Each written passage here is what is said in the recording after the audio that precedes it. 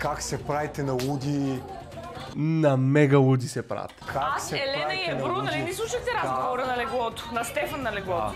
Мислите ли, че Стефан, не Стоянов, другия Стефан, Те тук се кракаха, тая бро, особено като чайка, нали така беше? е малко безхарактерен? Да. А малко. Аз съм го казал. А малко. На Стефан на леглото? Да. Не за Стефан, не за Мина! Питахме те защо ни помогна! Чакай, Ево. Аз се ядосвам! Не дей. Почва да ми писва. Кой си малко? Чакай малко. Чакай. Не, аз знам тя за какво говори. Обаче... И се смяхте, и се подигравахте, което не сме му се беше толкова грозно. Не. Това е прекалено вече. Да, днеска пак реваним, Да. Така правиха. Няма си призната обаче, а?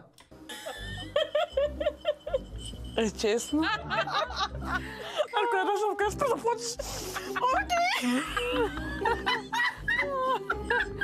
Ужасни сме, спрете!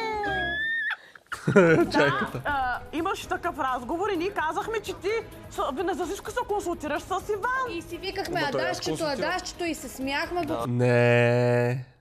Не. Аз консултирам, че ти го казали с смях, аз им гола на раменете.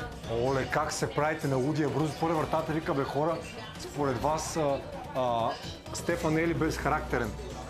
Да. Те момичетата... Абсолютно сме го коментирали това нещо и то не е било подигравателно. Беше. Не беше. Въшка, само една секунда. Моля ви само аз да си кажа моето мнение. Ама виж как изместихме темата. Къде отидохме? Няма пак да говорим за това. Как я нападнаха обаче, изхапаха я яко. Най-доброто от себе си. Всичко, което си запомнила за тия 24 часа, искаме сега да го стропаш по камък. Ти какво си мислиш,